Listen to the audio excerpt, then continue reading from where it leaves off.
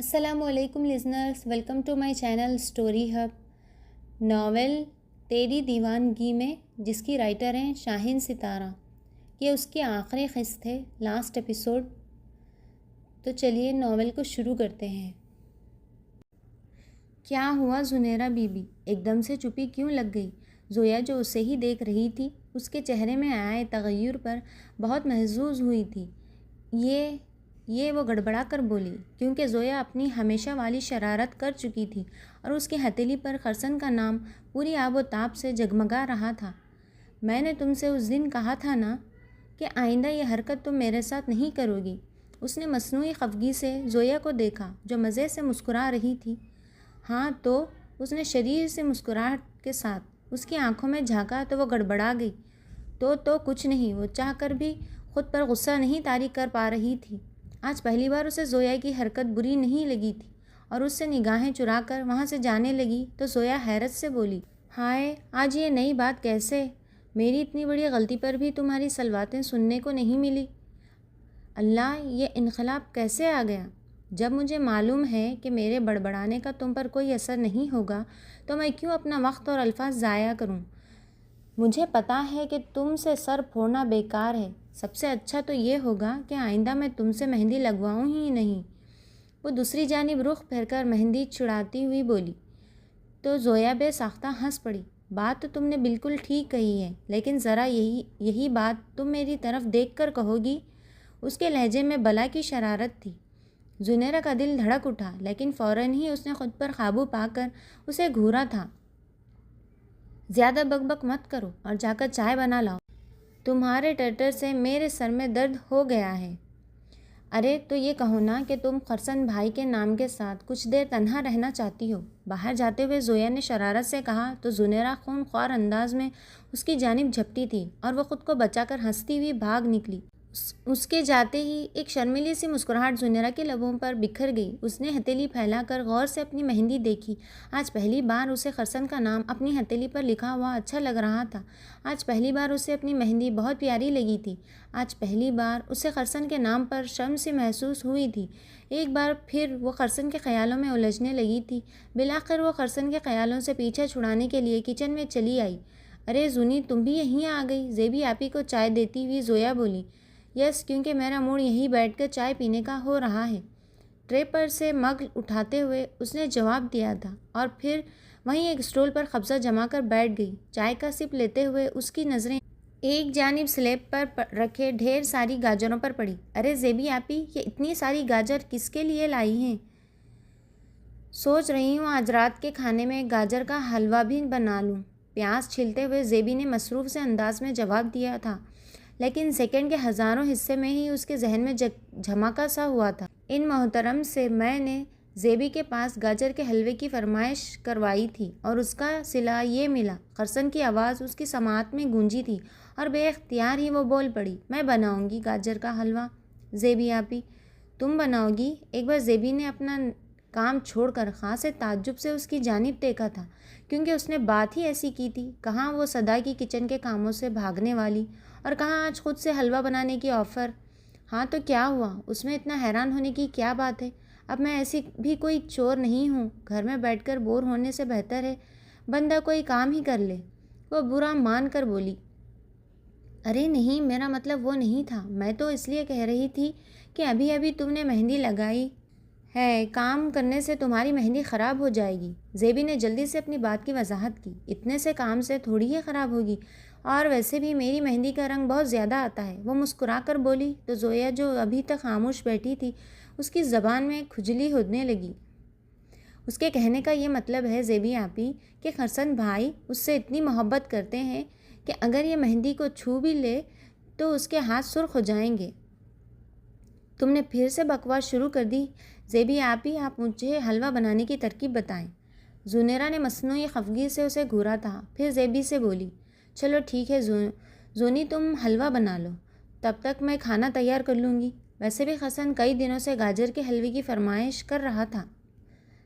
زیبی کے کہنے کی دیر تھی کہ زویا نے او کو خوب لمبا کھینچ کر زنیرہ کی جانب شرارت سے دیکھا تھا۔ اب میں سمجھی، یہ حلوہ خاص خرسن بھائی کے لیے بنایا جا رہا ہے۔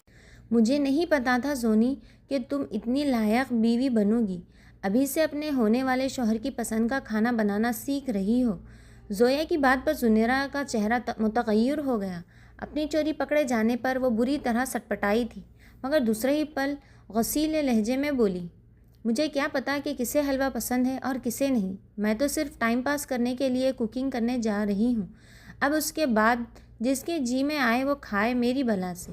لیکن مائی ڈیئر زونی، یہ بات تو سبھی جانتے ہیں کہ اس گھر میں گاجر کا حلوہ سب سے زیادہ حسن بھائی کو ہی پسند ہے۔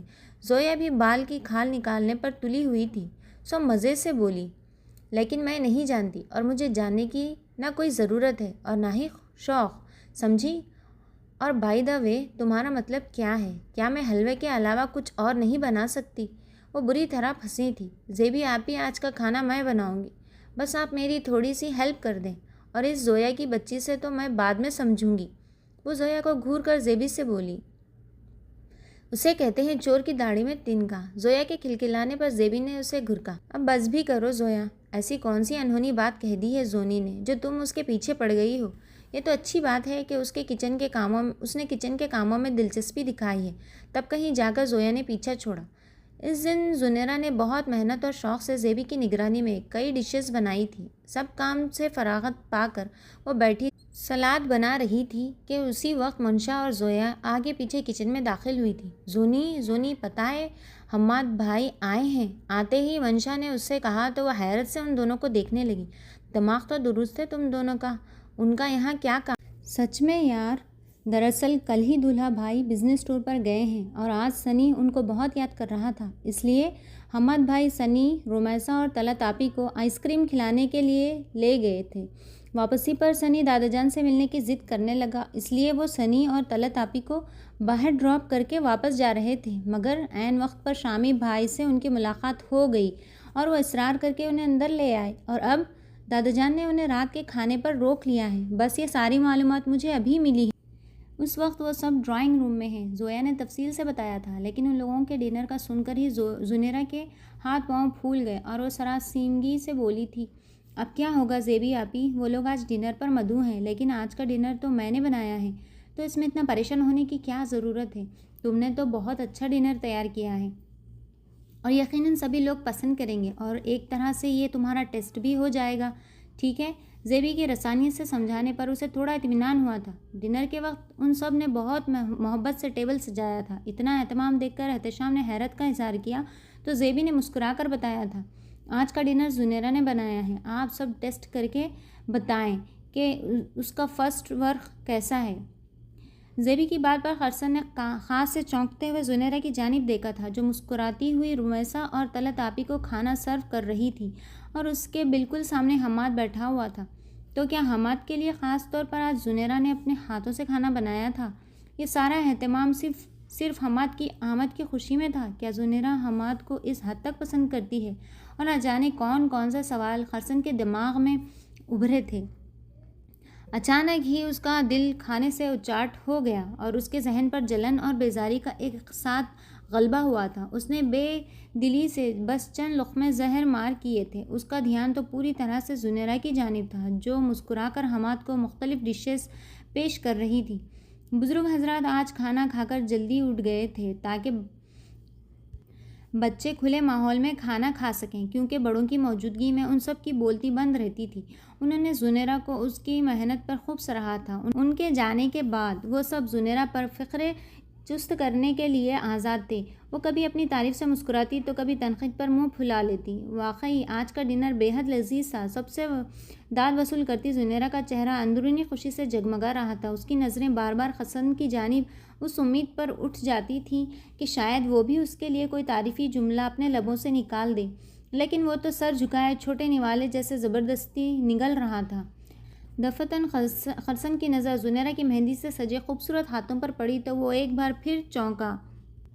کیا زنیرہ کو حماد کی آمد کا پہلے سے علم تھا جو اس نے اتنی تیاری کی ہے؟ بلو اور ریڈ کرتا شلوار میں کنٹراسٹ دوپٹہ شانوں پر پھیلائے، چھوٹی چھوٹی بالیاں کانوں میں ڈالے، سیدھی مانگ کی چوٹی میں بلا شبہ وہ بہت پیاری لگ رہی تھی۔ خرسن کی نظریں دوبارہ اس کے ہاتھوں پر ٹک گئی تھیں۔ اس کے نازک ہاتھ سرخ سرخ مہندی سے سج کر اور بھی خوبصورت لگ رہے تھے۔ کاش یہ سارا اہتمام اس کے لیے ہوتا۔ اچانک ہی اس کے دل میں خواہش ابھری۔ ادھر زنیرہ نے کٹوری میں حلوہ نکال کر حماد کی جانب بڑھایا تھا اور اس کے ہاتھ میں دوبارہ کٹوری دیکھ کر حماد احتجاج کر رہا تھا۔ اس کی نظریں زنیرہ کے ہاتھوں پر تھیں۔ اس پر خرسن نے بے چینی سے کرسی پر پہلو بدلا تھا۔ اسے زنیرہ پر بے تحاشا غصہ آ رہا تھا جو بلا وجہ حماد سے فری ہو رہی تھی۔ وہ اندر ہی اندر جزبز ہو رہا تھا کہ احتشام کی آواز پر چونک پڑا۔ ارے خرسن، تم چپ چاپ کیوں بیٹھے ہو؟ لو یہ حلوہ کھاؤ۔ اس نے احتشام کے ہاتھ سے کٹوری تھام لی، لیکن پہلا ہی چمچ منہ میں رکھا تھا کہ زنیرہ کے کھلکھلانے پر اس کی جانب متوجہ ہو گیا۔ وہ رمیسا اور منشا کی کسی بات پر ہنس رہی تھی اور حماد بھی ان کی جانب دیکھتا ہوا مسکرا رہا تھا۔ خرسن کو لگا جیسے اس نے منہ میں کوئی بہت ہی کڑوی چیز رکھ لی ہو۔ اس نے جھنجھلا کر کٹوری ٹیبل پر پٹخ دی۔ یہ حلوہ ہے، کتنا بکواس بنا ہے۔ اس نے اپنی ساری جھنجھلاہٹ حلوے پر اتار دی۔ زنیرہ کے چہرے پر تاریک سا سایہ لہرایا، جو بظاہر تو رمیسا اور منشا سے باتیں کر رہی تھی، لیکن دھیان خرسن کی جانب لگا ہوا تھا۔ کہ کیا کہہ رہے ہو خرسن؟ حلوہ تو بہت لذیذ ہے۔ احتشام نے خرسن کو حیرت سے دیکھا تھا۔ اسے تم لذیذ کہہ رہے ہو؟ مجھے تو آج کا کھانا ہی بالکل بیکار لگا ہے۔ مشکل سے 2-4 لقمے ہی کھا سکا ہوں۔ خرسن کا لہجہ بہت بیزار سا تھا۔ زنیرہ نے بے سختہ ہی خرسن کو دیکھا تھا، پھر دوسرے ہی پل نظروں کا زاویہ بدل دیا۔ حماد نے ایک نظر تاریک چہرہ لیے کھڑی زنیرہ کی جانب دیکھا اور نہ جانے کس خیال کے تحت بول پڑا۔ نہیں خرسن صاحب، کھانا تو بہت اچھا بنا ہے، بلکہ میں تو گاجر کا حلوہ کھاتا ہی نہیں تھا، لیکن آج تو مجھے بھی یہ اچھا لگا۔ حماد کی بات پر خرسن بری طرح سے جھلایا تھا، لیکن بظاہر نارمل لہجے میں بولا تھا، لیکن مجھے تو اچھا نہیں لگا۔ خیر آپ لوگ کھائیں، میں تو کھانا کھا چکا۔ اور ان سب سے معذرت کرتا وہ اٹھ گیا۔ سب لوگوں نے زنیرہ کی جانب دیکھا تھا، جو اچانک بہت خاموش سی ہو گئی تھی۔ غصہ تو سب کو بہت آیا، لیکن مہمان کی وجہ سے ضبط کر گئے۔ مہمانوں کے جانے کے بعد بھی زنیرہ گمسم سی سامان سمیٹ رہی تھی۔ بھوک نہ ہونے اور تھکن کا بہانہ کر کے کھانے سے بھی انکار کر دیا تھا۔ تب زیبی نے اسے زبردستی آرام کرنے کے لیے کمرے میں بھیج دیا، کیونکہ اسے اس کی حالت کا اچھی طرح اندازہ تھا کہ جو لڑکی کسی کی ذرا سی بات برداشت نہیں کرتی تھی، آج کیسے خود پر کی جانے والی تنقید پر بھی خاموش تھی۔ زنیرہ خود بھی اس وقت تنہائی چاہتی تھی، اس لیے فوراً ہی وہاں سے چلی گئی۔ آج خرسن کی حرکت نے اسے ہرٹ کیا تھا۔ اس نے صرف اسی کی خاطر اتنی محنت کی تھی، لیکن اس نے بجائے تعریف کرنے کے الٹا اس کی انسلٹ کر دی۔ اسے اتنے لوگوں کی موجودگی سے زیادہ خرسن کے الفاظ نے چوٹ پہنچائی تھی۔ حالانکہ خرسن کی تو شروع سے ہی ایسی عادت رہی تھی، لیکن آج نہ جانے کیوں اسے اتنا زیادہ محسوس ہوا تھا۔ اپنے کمرے کی طرف جاتے ہوئے اچانک ہی زنیرہ کی نظر سامنے سے آتے خرسن پر پڑی تھی اور اس کی رفتار خود بخود سست ہو گئی۔ غالباً وہ کہیں باہر سے آ رہا تھا۔ انگلیوں میں بائک کی چابی دبی ہوئی تھی۔ وہ بھی اسے چند قدم کے فاصلے پر رک گیا تھا، لیکن دوسرے ہی پل وہ فاصلہ سمیٹتا ہوا اس کے مقابل آ کھڑا ہوا۔ اس نے حیرت سے اس کی جانب دیکھا تھا، تبھی اس کی طنز میں ڈوبی آواز سماعت سے ٹکرائی تھی۔ بہت شوق ہے تمہیں دوسروں سے تعریفیں سمیٹنے اور اپنی جانب متوجہ کرنے کا، لیکن دوسروں کو متوجہ کرنے کے لیے جو کام کیا کرو وہ تو ڈھنگ سے کر لیا کرو۔ ایک تو جب دیکھو ہاتھوں میں مہندی لگائے نظر آ رہی ہوتی ہو، ذہن تو ہر وقت ان فضولیات کی جانب لگا رہتا ہے، تو کوئی کام ٹھیک سے خاک ہوگا۔ اپنی بات کہہ کر وہ تو چلا گیا، لیکن زنیرہ گم کھڑی اس کی باتیں سمجھنے کی کوشش کرتی رہ گئی۔ اسے سمجھ نہیں آ رہا تھا کہ آخر اسے اتنا غصہ کس بات کا ہے۔ اچانک اشتعال کی ایک لہر زنیرہ کی رگ و پے میں دوڑ گئی۔ دل تو کیا کہ ابھی جا کر خرسن کی باتوں کا ایسا کرارا جواب دے کہ اس کی 14 طبق روشن ہو جائے، لیکن پھر خود ہی جھنجھلا کر مٹھیاں بھیجتی اپنے کمرے میں چلی گئی۔ اس نے آج صبح سے جتنی محنت کی تھی، اس کا صلہ اسے یہ ملا تھا۔ اسے نہیں معلوم تھا کہ خرسن اتنا سنگ دل ہے۔ وہ تو اسے اپنے دل میں بہت اونچا مقام دے چکی تھی، لیکن آج اس نے اپنے الفاظ سے اسی دل کو بے تحاشا چوٹ پہنچائی تھی۔ آج پہلی بار اس نے خرسن کے نام کی مہندی اپنے ہاتھوں میں سجائی تھی۔ آج پہلی بار اس نے خرسن کی پسند میں خود کو ڈھالنا چاہا تھا۔ آج پہلی بار اس نے خرسن کی ذات سے کچھ امیدیں وابستہ کی تھیں، لیکن ساری آرزوئیں، ساری خواہشات چکنا چور ہو گئیں۔ وہ اپنی ہتھیلی پر لکھے اس کے نام سے مخاطب تھی۔ کاش خرسن، تم نے بس ایک بار جھوٹی ہی صحیح میری تعریف کر دی ہوتی، کاش صرف ایک بار میرا دل رکھ دیتے، یوں سب کے سامنے میری انسلٹ تو نہ کرتے۔ میں تو صرف تمہاری پسند میں ڈھلنا چاہتی تھی، تمہاری ذرا سی توجہ کی خواہاں تھی، لیکن تم نے میرے ساتھ ایسا سلوک کیا۔ میں نے تو تمہیں اپنا سب کچھ مان لیا ہے، لیکن تمہارے دل میں میرے لیے ذرا سی بھی جگہ نہیں ہے۔ کیوں خرسن؟ اگر تم مجھے پسند نہیں کرتے تو تمہیں میرے ساتھ ایسا سلوک کرنے کا کوئی حق نہیں ہے۔ تم نے مجھے بہت ہرٹ کیا ہے، تم بہت سنگ دل ہو خرسن، تم بہت برے ہو خرسن، تم برے ہو۔ چپکے سے وہ 2 آنسو گرے تھے اور خرسن کے نام سے ٹکرا کر بکھر گئے، انہیں آنسوؤں کی طرح اس کا وجود بھی بکھر رہا تھا، لیکن اس پتھر دل پر کوئی اثر نہیں ہوا تھا۔ بے اختیار ہی وہ اپنا چہرہ ہتھیلیوں میں چھپا کر تکیے میں منہ چھپا گئی۔ نہ جانے کتنی دیر وہ یوں ہی اپنے بستر پر پڑی رہی۔ زویا نے کئی مرتبہ اسے کھانے کے لیے پوچھا تھا، لیکن اس نے سر درد کا کہہ کر منع کر دیا۔ آخرکار تھک کر وہ بھی سو چکی تھی۔ تقریباً رات کے 2 بجے وہ پیاس کی وجہ سے اٹھ بیٹھی۔ کوشش کے باوجود اسے اب تک نیند نہیں آئی تھی۔ پاؤں میں سلیپر پھنساتی، شانوں پر دوپٹہ ڈال کر وہ بستر سے اٹھی اور پانی پینے کی غرض سے کمرے سے باہر چلی گئی۔ وہ جیسے ہی کچن میں داخل ہوا، اس کی نظر فریج کے کھلے ہوئے دروازے پر پڑی۔ کوئی فریج کے پاس کھڑا تھا جس کی پشت خرسن کی جانب تھی، لیکن فریج پر دھرے مہندی سے سجے خوبصورت ہاتھ دیکھ کر اسے زنیرہ کو پہچاننے میں لمحہ بھی نہیں لگا تھا۔ ڈنر کے فوراً بعد ہی بائک لے کر سڑکیں ناپنے نکل گیا تھا۔ اسے زنیرہ کا حماد کی جانب جھکاؤ سخت انتشار میں مبتلا کر گیا تھا۔ جو لڑکی اس کی زندگی بن چکی تھی، اس کی آنکھوں میں کسی دوسرے کے لیے پسندیدگی وہ برداشت نہیں کر پا رہا تھا۔ اسے کچھ سمجھ نہیں آ رہا تھا کہ وہ کس طرح سے زنیرہ سے اپنی چاہت کا اظہار کرے، کیونکہ ہمیشہ تو وہ اس سے نفرت کا اظہار کرتا آ رہا تھا، اور آج اچانک اسے محبت کا دعویٰ کیسے کرتا۔ اسے ٹینشن میں گھرا ہوا جب وہ گھر میں داخل ہوا تو سیدھا ٹکراؤ زنیرہ سے ہو گیا، اور کشمکش میں الجھا وہ اسے نہ جانے کیا کہہ گیا۔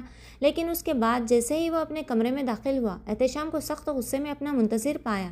آج ڈنر کے وقت اس کے نامناسب رویے پر اسے بری طرح جھڑکا تھا، اور وہ خاموشی سے سنتا رہا۔ اگر وہ چند منٹ پہلے زنیرہ کو کہی باتیں بھی احتشام کے گوش گزار کر دیتا تو کچھ بعید نہیں تھا کہ وہ اس کا گلا ہی دبا دیتا۔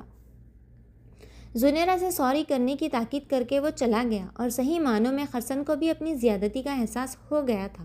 اسے بھی محسوس ہو رہا تھا اس نے زنیرہ کا دل دکھایا ہے اور اسے اس سے معافی مانگنی چاہیے، لیکن کیسے، یہ سمجھ میں نہیں آ رہا تھا۔ بہت دیر سوچتے رہنے کے بعد اب اسے بھوک کا احساس ہو رہا تھا۔ ڈنر کے وقت تو اس نے غصے میں کچھ کھایا نہیں تھا، لیکن اب جب کہ دماغ ٹھنڈا ہو گیا تھا تو بھوک کا احساس شدت سے ہو رہا تھا۔ وہ کچھ کھانے کی غرض سے کچن میں آیا تھا، لیکن وہاں زنیرہ کو دیکھ کر ٹھٹک گیا۔ وہ اس سے معافی مانگنے کے لیے الفاظ ترتیب دے رہا تھا کہ اسی وقت زنیرہ پلٹی تھی، لیکن سامنے خرسن کو دیکھ کر بری طرح سے چونک گئی۔ میں خرسن گڑبڑا کر ہکلایا تھا، لیکن وہ اس کی بات سنے بغیر اس سے نہایت ہی غصیلی نظروں سے دیکھ کر نکلتی چلی گئی۔ خرسن کو دیکھ کر اس کا غصہ سر نو بھڑک اٹھا تھا۔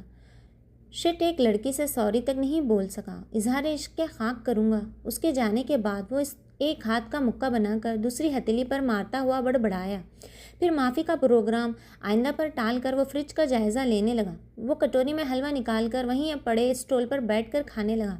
اس وقت بھی اس کی سوچ کا محور زنیرہ ہی تھی۔ حلوہ واقعی بہت اچھا بنا تھا۔ چلو ایک بات تو طے ہے، مستقبل میں کھانے کافی لذیذ ملے گا۔ آخری چمچ حلوہ منہ میں ڈال کر وہ چمچ پر نظریں جمائے دل ہی دل میں بولا، پھر خود ہی مسکرا اٹھا، لیکن سامنے نظر اٹھاتے ہی بری طرح سٹپٹایا تھا۔ زویا کمر پر ہاتھ رکھے گھورنے والے انداز میں اسے دیکھ رہی تھی۔ کیا ہے، ایسے کیوں دیکھ رہی ہو؟ وہ سنبھل کر بولا۔ دیکھ رہی ہوں کہ یہ رات میں چوری چوری کیوں کھایا جا رہا ہے۔ ڈنر کے وقت تو اتنی برائی کی تھی، اب بھوک لگی ہے تو کیا کروں، کچھ نہ کچھ تو زہر مار کرنا ہی پڑے گا، اور آج کا تو پورا ڈنر ہی ان محترمہ نے برباد کر دیا۔ مجبوری میں حلوہ ہی صحیح، بھوک میں کچھ افاقہ تو ہوگا۔ ویسے تم اتنی رات گئے کچن میں کیا کرنے آئی ہو؟ اپنا دفاع کرنے کے بعد اسے گھورا۔ زونی کے لیے کھانا لینے آئی ہوں، اس نے ابھی تک کچھ کھایا نہیں ہے، ابھی پانی پینے اٹھی تھی تو میں نے سوچا اسے زبردستی کچھ کھلا دوں۔ ویسے تو آج کچن میں پورا دن کام کر کے اس کے سر میں درد ہے۔ زویا نے جیسے اسے کچھ جتایا تھا، اس کی بات سن کر خرسن اپنی حرکت پر دل ہی دل میں شرمندہ ہوا تھا، لیکن بظاہر لاپرواہی سے کندھے اچکا کر بولا، تو لے جاؤ نا، میں نے منع تھوڑی کیا ہے، ویسے بھی اب مجھے نیند آ رہی ہے۔ میں چلا گڈ نائٹ اور فریج سے پانی کی بوتل لے کر کچن سے باہر نکل گیا۔ اس کے جاتے ہی ایک شریر سی مسکراہٹ زویا کے لبوں پر ابھری تھی، پھر وہ جلدی جلدی زنیرہ کے لیے کھانا نکالنے لگی۔ وہ کافی دیر سے کالج کے گیٹ پر کھڑی گھر سے کسی کے آنے کا انتظار کر رہی تھی۔ ڈرائیور کی چھٹی ہونے کی وجہ سے آج کل انہیں ایک پک اینڈ ڈراپ کرنے کی ڈیوٹی شامی اعجاز بھائی کو نبھانی پڑی تھی، لیکن ابھی تک ان دونوں میں سے کسی کا پتہ نہیں تھا۔ اسے منشا پر بے تحاشا غصہ آیا تھا، جس نے آج عین موقع پر کالج نہ جانے کا اعلان کیا تھا۔ زویا بھی کئی دنوں سے ہلکی حرارت کی وجہ سے کالج نہیں جا رہی تھی، لیکن زنیرہ کو ضروری لیکچر کی وجہ سے اکیلے ہی آنا پڑا۔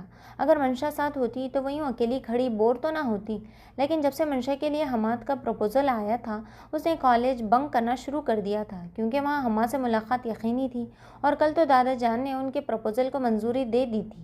بس پھر کیا تھا، کالج کی چھٹی۔ زنیرہ سن کر بہت جھلائی، لیکن جانا تو اسے بہرحال تھا ہی۔ اسے کافی دیر سے اکیلے کھڑے دیکھ کر حماد نے گھر ڈراپ کرنے کی آفر دی تھی، جسے اس نے فوراً قبول کر لیا۔ آج رمیسا بھی کالج نہیں آئی تھی۔ زنیرہ کے پوچھنے پر انہوں نے بتایا کہ وہ منشا سے ملنا چاہتے تھے، لیکن اسے کالج میں نہ پا کر انہیں خاصی مایوسی ہوئی تھی۔ زنیرہ نے ان کو منشا سے ملاقات کرانے کا وعدہ کر لیا۔ اسے اچھے تو وہ شروع سے ہی لگتے تھے، لیکن منشا کے منگیتر کی شکل میں وہ انہیں اور بھی زیادہ پسند کرنے لگی تھی۔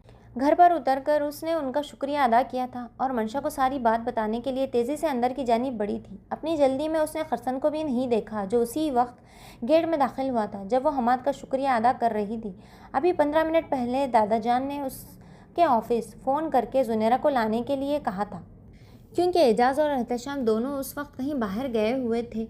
دادا جان کی بات سن کر وہ خوشی سے اچھل پڑا اور فوراً اس سے پیشتر اس کے کالج کے لیے نکل پڑا۔ اسے زنیرہ سے بات کرنے کا اس سے اچھا موقع دوبارہ نہیں ملنے والا تھا، اور وہ اس موقع کو کھونا نہیں چاہتا تھا۔ کالج پہنچ کر وہ 10 منٹ سے اسے تلاش کر رہا تھا، لیکن اس کی کلاس فیلو سے اسے جب معلوم ہوا کہ وہ کسی کے ساتھ 10 منٹ پہلے نکل چکی ہے تو ٹینشن میں آ گیا اور فل اسپیڈ پر کار دوڑا کر گھر تک کا راستہ آدھے وقت میں طے کر کے پہنچا تھا۔ مگر اسے حماد کی گاڑی میں سے نکلتے دیکھ کر وہ غصے سے بے قابو ہو گیا۔ وہ طوفان کی طرح ان کے کمرے میں گیا تھا، جہاں پہلی نظر کھلکھلاتی زنیرہ پر پڑی تھی۔ اس کی ہنسی جلتی پر تیل کا کام کر گئی۔ اس نے آگے بڑھ کر نہایت ہی جارحانہ انداز میں بازو تھام کر اسے کھڑا کیا تھا۔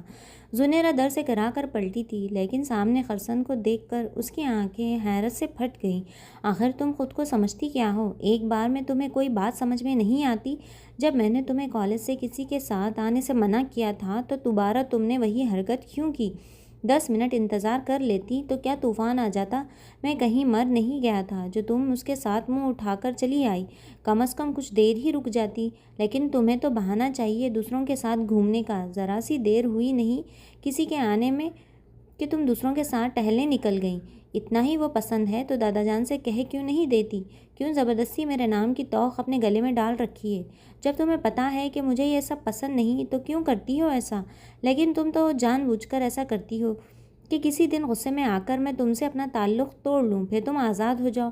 تم اتنی چالاک ہوگی میں یہ سوچ بھی نہیں سکتا تھا۔ اسے ایک جھٹکے سے بستر پر ڈھکیلتا جتنی تیزی سے وہ آیا تھا اتنی ہی تیزی سے چلا گیا۔ اس کے جانے کے بعد وہ ہوش میں آئی تھی۔ زویا، اس نے کیا کہا؟ بولو نا زویا، خرسن نے ابھی کیا کہا؟ وہ زویا کو بازوؤں سے تھامے صدمے سے گویا ہوئی۔ اس نے میرے کردار پر انگلی اٹھائی ہے، اس نے مجھ پر الزام لگایا ہے۔ بتاؤ منشا، میں ایسی لگتی ہوں؟ وہ میرے بارے میں ایسا سوچتا ہے۔ میں بہانے سے دوسروں کے ساتھ گھومنے جاتی ہوں۔ وہ غم و غصے سے بے حال تھی۔ اس کی حالت دیکھ کر زویا بے اختیار اس سے لپٹ گئی۔ نہیں زونی، تم بالکل بھی ایسی نہیں ہو۔ خرسن بھائی کو کوئی غلط فہمی ہوئی ہے۔ اس وقت انہوں نے غصے میں تم سے یہ سب کہہ دیا۔ میں ان سے بات کروں؟ نہیں زویا، تم اس سے کوئی بھی بات نہیں کرو گی، تمہیں میری قسم۔ اس کے لہجے میں بے پناہ سختی تھی۔ تو میرے لیے کوئی بھی صفائی نہیں دو گی اسے؟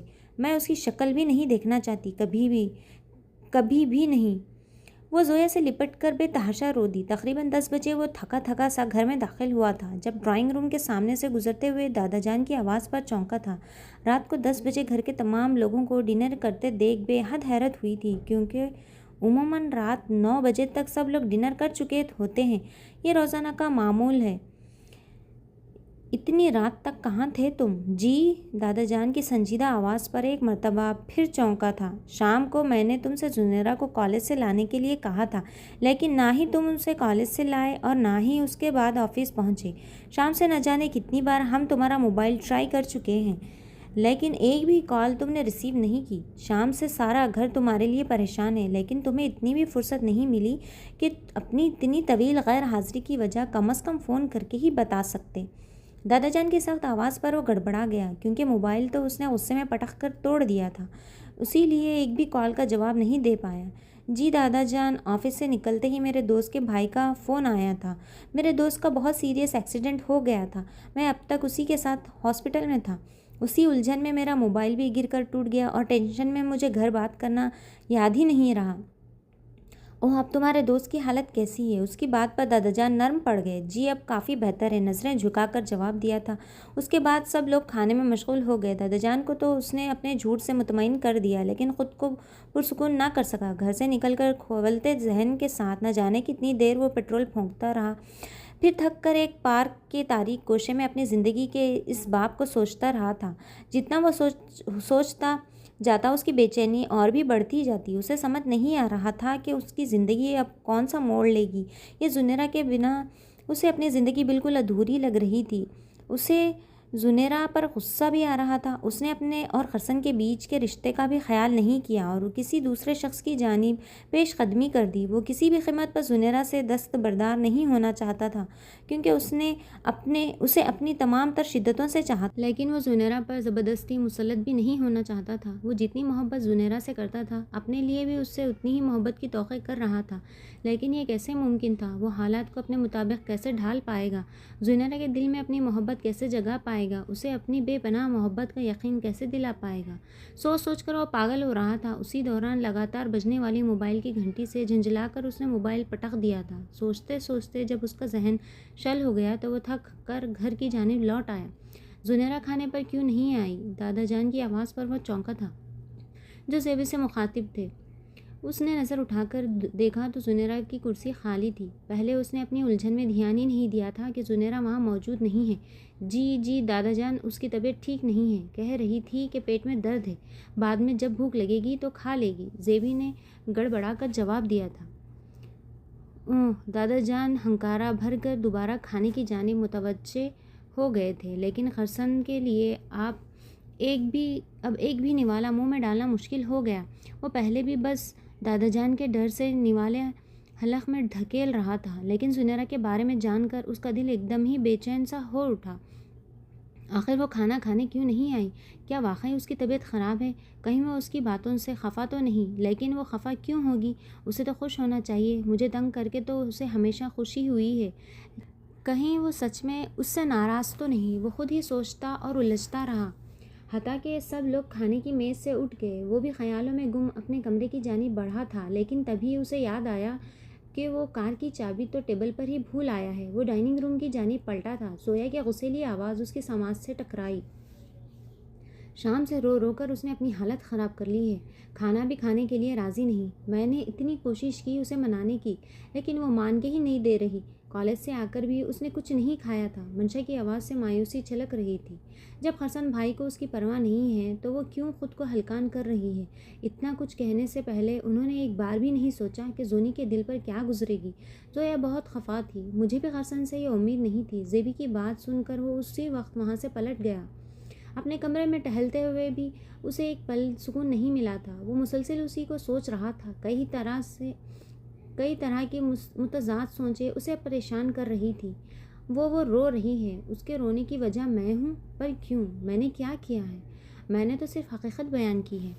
اس میں میری کیا غلطی ہے؟ غلطی تو اس کی ہے، نہ وہ ایسا کرتی نہ مجھے غصہ آتا، لیکن پھر بھی وہ رو رہی ہے۔ اس نے اب تک کھانا بھی نہیں کھایا ہے، پر اس میں کیا کر سکتا ہوں؟ میں اسے کیسے منا سکتا ہوں؟ لیکن رلایا بھی تو میں نے ہے، مگر اس کے آنسو میری خاطر تو نہیں ہے، وہ تو حماد کے لیے بچے ہیں۔ لیکن او خدایا، میں کیا کروں؟ میں نہیں جاؤں گا اس کے پاس۔ اسے خود سے عہد کر کے سر جھٹکا تھا، لیکن پھر بھی وہ مضطرب تھا۔ زنیرہ کے رونے نے اسے بے قرار رکھا، اس کے آنسوؤں کے تصور نے اسے ایک پل بھی چین سے بیٹھنے نہیں دیا۔ بالآخر وہ پریشان ہو کر اٹھا تھا اور قدم خود بخود اس زنیرہ کے کمرے کی جانب بڑھ گئے۔ کمرے میں وہ اکیلی اپنے بیڈ پر گھٹنوں میں سر لیے بیٹھی تھی، باقی سب پریشان ابھی تک کچن میں تھی۔ وہ کچھ پل گو مگو کے عالم میں کھڑا رہا، پھر چند قدم بڑھا کر اس کے بیڈ کے قریب آیا اور خاص رعب دار لہجے میں پوچھا تھا، تم نے کھانا نہیں کھایا؟ حسن کی آواز پر زنیرہ نے ایک جھٹکے سے سر اٹھایا تھا، متورم آنکھیں، سرخ چہرہ، بھیگی پلکیں۔ ایک پل کے لیے حسن کو ندامت نے آ گھیرا۔ تم سے مطلب؟ دوسرا ہی پل زنیرہ کی غصیلی آواز اس کی سماعت سے ٹکرائی تھی، لیکن اس کے لہجے کو نظر انداز کرتے ہوئے حسن نے دوبارہ پوچھا تھا، تم روئی تھی؟ کیوں پوچھ رہے ہو تم؟ جھٹکے سے بولی، پہلے تم بتاؤ تم کیوں روئی؟ تم سے مطلب میں روؤں یا مر جاؤں؟ تم کون ہوتے ہو پوچھنے والے؟ وہ غصے سے پھٹ پڑی۔ اتنا کچھ کہنے کے بعد اور کچھ کہنا باقی تھا شاید۔ ہاں میں کون ہوتا ہوں پوچھنے والا؟ مجھ سے کیا مطلب؟ مطلب تو وہ رکھے گا جس کے ساتھ آج کالج سے آئی ہو۔ اب تو وہی تمہارا سب کچھ ہے۔ زنیرہ کا انداز اس کا دماغ گھما دینے کو کافی تھا۔ حسن کی بات پر اشتعال کی ایک تیز لہر زنیرہ کے وجود میں دوڑ گئی اور وہ اپنی جگہ سے اٹھ کر اس کے مقابل آ کھڑی۔ تم خود کو آخر سمجھتے کیا ہو؟ ہاں، تمہارا جب جو جی آئے گا کسی کو بھی کہہ دو گے، کسی کو اچھا لگے یا برا تمہیں اس سے کوئی مطلب نہیں۔ سچ ایسا ہی کڑوا ہوتا ہے، جب کسی کو حقیقت سے روشناس کرا دو تو اسے ایسے ہی برا لگتا ہے جیسے تمہیں لگا ہے۔ میرے منہ سے سچ سن کر جب کوئی چوری کرتے ہوئے پکڑا جاتا ہے تو ایسے ہی تل ملاتا ہے۔ شٹ اپ حسن، ہر کوئی تمہارے جیسا نہیں ہوتا۔ اپنے کیے پر پردہ ڈالنے کے لیے تم مجھ پر کیچڑ اچھال رہے ہو۔ میں کیچڑ اچھال رہا ہوں؟ اور وہ جو تم کرتی آ رہی تھی، حماد کی جانب تمہارا جھکاؤ کس لیے تھا؟ اس کے آنے پر تمہارا خوش ہونا، اپنے ہاتھوں سے کھانا بنانا، اپنے ہاتھوں پر مہندی لگانا، وہ سب کیا تھا بولو؟ پسندیدگی نہیں تو اور کیا تھا؟ میں سوچ بھی نہیں سکتی تھی حسن کہ تمہارے خیالات ایسے ہوں گے۔ وہ فرت حیرت سے بس اتنا ہی کہہ سکی۔ تم کیا سمجھتی ہو کہ میں اتنا بے وقوف ہوں؟ تمہاری ان حرکتوں کا مطلب بھی نہیں سمجھ سکتا کہ تم حماد کو پسند کرتی ہو۔ انف، اب آگے ایک لفظ نہیں بولو گے تم؟ وہ غصے سے چیخ اٹھی۔ میں حماد بھائی کو پسند کرتی ہوں؟ یہ تم نے سوچا بھی کیسے؟ میں انہیں پسند نہیں کرتی اور نہ ہی میں ان کے لیے کھانا بنایا تھا۔ میں نے تمہارے لیے اور تمہاری پسند کا کھانا بنایا تھا، لیکن تمہیں میرے ہاتھ کا بنا کھانا کیسے پسند آئے گا؟ تمہیں تو اس سندل کے ہاتھ کا بنا کھانا پسند آئے گا کیونکہ تم اسے پسند کرتے ہو۔ کیا؟ میں اب حیران ہونے کی باری حسن کی تھی۔ ہاں، تم پسند کرتے ہو سندل کو۔ اس کے آنے پر تم جتنے خوش ہوتے ہو اتنا کبھی نہیں ہوتے۔ اس سے ملنے کے بعد کئی دنوں تک تمہارا موڈ فریش رہتا ہے۔ جس منگنی کو تم نے سرے سے مانا ہی نہیں، اس کے کہنے پر سب کو اس منگنی کی خوشی میں ٹریٹ تک دے دی تھی۔ ہاں، اب بولو، کہو کہ یہ سب جھوٹ ہے۔ خونخوار نظروں سے اسے گھورتی ہوئی بولی، یہ سب کیا بکواس ہے؟ تم پاگل تو نہیں ہو گئی؟ اس کی باتیں حسن کو بوکھلانے کو کافی تھیں۔ یہ سوچ کر ہی اس کا ذہن چکرا رہا تھا کہ زنیرہ اس کے بارے میں کیا کیا خیالات رکھتی ہے۔ I am absolutely right. اس نے دانت پیسے تھے، اور یہ سب کوئی بکواس نہیں، حقیقت۔ اس کا ذکر کرتے تمہاری راتیں گزرتی ہیں، اس کے ساتھ تمہیں عمر گزارنے کی راہیں نظر آتی ہیں۔ اس کے بنا زندہ رہنا مشکل لگتا ہے، اور میں مصیبت لگتی ہوں۔ مجھ سے چھٹکارا پانے کے لیے تم مجھ پر الٹے سیدھے الزام لگا رہے ہو تاکہ مجھ سے نجات حاصل کر کے تم اس سندل سے شادی کر لو۔ تم سے کس نے کہا کہ میں سندل کو پسند کرتا ہوں اور اس سے شادی کرنا چاہتا ہوں؟ وہ ساتاپا حیرت میں ڈوبا ہوا تھا۔ مجھ سے کون کہے گا؟ میں اندھی نہیں ہوں، مجھے سب دکھائی دیتا ہے کہ آج کل تمہارا جھکاؤ سندل کی جانب ہے۔ اس کی خفگی سے کہنے پر وہ جھنجھلا اٹھا۔ تم اندھی ہی نہیں، ایک نمبر کی بیوقوف بھی ہو۔ اگر تم میں ذرا سی بھی عقل ہوتی تو تم یہ جان لیتی کہ کہتے کہتے ایک دم ہی خاموش ہو گیا کہ تم دونوں ایک دوسرے سے محبت کرتے ہو۔ زیبی کی آواز پر وہ دونوں ایک ساتھ دروازے کی سمت گھومے، لیکن وہاں موجود ساری نوجوان پارٹی کو دیکھ کر بری طرح سٹپٹائے تھے۔ تو تم لوگ یہاں؟ حسن ہکلایا۔ ہاں، ہم لوگ یہاں۔ اس کی بات کے جواب میں احتشام شرارت سے مسکرایا تھا۔ اگر ہم لوگ یہاں نہیں ہوتے تو ہمیں یہ کیسے معلوم ہوتا کہ تم دونوں ایک دوسرے کے لیے اپنے دلوں میں کیسے خیالات رکھتے ہو؟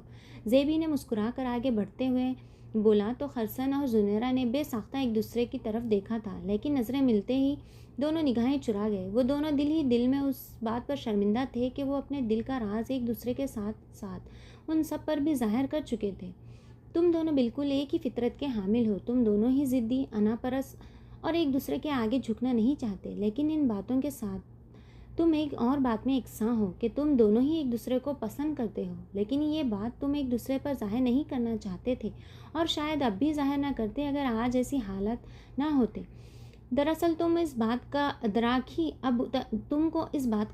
اب ہوا ہے کہ تم ایک دوسرے کے لیے کیا معنی رکھتے ہو۔ تم نے ہمیشہ ہی ایک دوسرے کے لیے بیزاری کا اظہار کیا ہے، ایک دوسرے سے جدا ہونے کے خیال سے ہی تم دونوں کی چاہت اچانک بیدار ہو گئی۔ تم ایک دوسرے کو کھونا نہیں چاہتے تھے، لیکن اس کا اظہار بھی نہیں کرنا چاہتے تھے۔ زنیرہ کی دل کی کیفیت تو میں اسی دن سمجھ گئی تھی جس دن خرسن نے سندل کے بارے میں زویا سے بات کرنے پر وہ بلا وجہ بھڑک گئی تھی۔ لیکن یہ بات تو آپ نے بھی کہی تھی کہ خرسن سندل کو پسند کرتا ہے، زنیرہ نے حیرت سے بولا۔ وہ تو میں نے تمہیں سنانے کی خاطر ہی کہا تھا کہ کیونکہ میں جانتی تھی کہ تم اس وقت جاگ رہی تھی، زیبی نے شرارت سے کہا تو وہ صرف ہونک بنی اس کی طرف دیکھ کر رہ گئی۔ پھر تم میں جس طرح سے تبدیلی آئی وہ مجھے اس بات کا یقین دلانے کو کافی تھی کہ میرا اندازہ بالکل درست ہے۔ لیکن اگر خرسن سندل کو پسند نہیں کرتا تو اس نے اس کے بارے میں معلومات کیوں حاصل کی تھی؟ زنیرہ کو اب بھی یقین نہیں آ رہا تھا۔ میرے کہنے پر دفعتاً اعجاز بول پڑا، میں سندل کو پسند کرتا تھا، لیکن تم لوگوں سے اس کے بارے میں کچھ پوچھنے سے ڈرتا تھا، اس لیے میں نے خرسن کی مدد لی تھی، اور اب خرسن کی کوششوں کی وجہ سے ہی چچی جان سندل کو اپنی بہو بنانے کے لیے راضی ہو گئی ہیں اور 1-2 دن میں اس کے گھر رشتہ لے کر جانے والی ہیں۔ زیبی کے بتانے پر زنیرہ نے حیرت سے اسے دیکھا تھا۔ لیکن زیبی، اگر زنیرہ حماد کو پسند نہیں کرتی تو حماد نے اس کے لیے پروپوزل کیوں بھجوایا ہے؟ یہ جانتے ہوئے بھی اس کی منگنی مجھ سے ہو چکی ہے، خرسن نے خاصے الجھے ہوئے لہجے میں پوچھا تو زنیرہ کی حیرت سے چیخ نکل پڑی۔ کیا میرے لیے پروپوزل؟ لیکن وہ تو منشا کو پسند کرتے ہیں اور پروپوزل بھی منشا کے لیے بھیجا ہے۔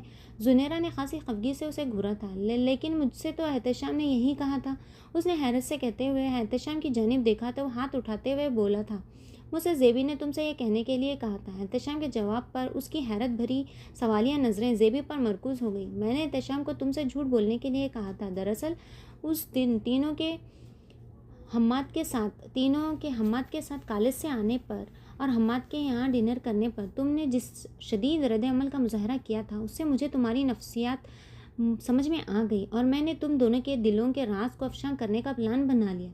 یہ جھوٹ بھی اسی پلان کا ایک حصہ تھا جس کی کامیابی آج سامنے ہے۔ ایک طرف میں نے زنیرہ کو یہ یقین دلا دیا کہ تم سندل کو پسند کرتے ہو اور دوسری طرف تمہیں یہ برابر کرانے کی کوشش کی کہ زنیرہ کا جھکاؤ حماد کی جانب ہے۔ اس کے بعد انجانے میں ہی تم دونوں اپنا آپ عیاں کرتے چلے گئے۔ اتنا کچھ ہمارے خلاف اس گھر میں ہو گیا اور ہمیں معلوم تک نہیں۔ خرسن حیرت سے بڑبڑایا۔ وہ دونوں اب تک حیرت زدہ تھے۔ تم دونوں ایک دوسرے کو کھو دینے کے ڈر سے اتنے ہراساں اور پریشان تھے کہ تمہیں گھر میں رونما ہونے والے کسی بھی واقعے کا ہوش ہی نہیں تھا، اور اسی بات کا فائدہ اٹھا کر ہم نے حالات کو اپنی مرضی کے مطابق رنگ دے دیا۔ ہم کتنے بڑے بیوقوف ہیں، مجھے آج یہ احساس ہو رہا ہے۔ خرسن نے گہری سانس لے کر سر کھجاتے ہوئے کہا تھا، اگر ہم نے ذرا سی بھی عقل سے کام لیا ہوتا تو آج تم لوگ ہمیں اس طرح سے الو نہ بنا سکتے۔ آپ دونوں کی بے وقوفی کا اس سے بڑا ثبوت اور کیا ہوگا کہ آپ دونوں ایک دوسرے کو چاہتے ہیں، اور جتنا وقت آپ لوگوں کو رومانس لڑانے میں گزارنا چاہیے تھا وہ ایک دوسرے سے لڑ کر گزار چکے ہیں۔ اتنی دیر سے خاموش رہنے پر زویا کی زبان میں کھجلی ہو رہی تھی، سو بیچ میں بول پڑی، خیر آئندہ کے لیے تمہاری بات یاد رکھوں گا۔ خرسن بھی شرارت سے بولا تھا اور ساتھ ہی کنکھیوں سے زنیرہ کی جانب دیکھا جو اب تک منہ پھلائے کھڑی تھی۔ ایک غلط فہمی تو آپ کی زنیرہ نے دور کر دی کہ اس نے کھانا آپ کے لیے بنایا تھا، بلکہ اس کے کھانا بنانے کے بعد ہی حماد بھائی آئے تھے، اور آپ کی دوسری غلط فہمی میں دور کر دیتی ہوں، اس دن زنیرہ نے حماد بھائی کے لیے نہیں آپ کے نام کی مہندی اپنے ہاتھوں میں لگائی تھی، یہ دیکھیں، زویا نے کہتے ہوئے زنیرہ کی ہتھیلی خرسن کے سامنے کر دی جس پر ہلکی ہو جانے والی مہندی سے بھی اس کا نام کافی واضح لکھا ہوا تھا۔ اس نے بے اختیار زنیرہ کی جانب دیکھا تھا جو بے اختیاری میں کہی ان باتوں کو یاد کر کے شرمندگی سے اپنے لب کچل رہی تھی۔ ادھر خرسن قسمت کی اس عجیب و غریب نوازش پر حیرت زدہ سا تھا جس کی اس نے شدت دل سے خواہش کی تھی، جس کو وہ ناممکن اور اپنی دسترس سے دور سمجھتا رہا تھا۔ وہ تو اسی کی خاطر اور صرف اس کا نصیب تھی، بس وہی انجان تھا اور نہیں جان پایا تھا کہ وہ شروع سے ہی اس کی لکیروں میں ہے۔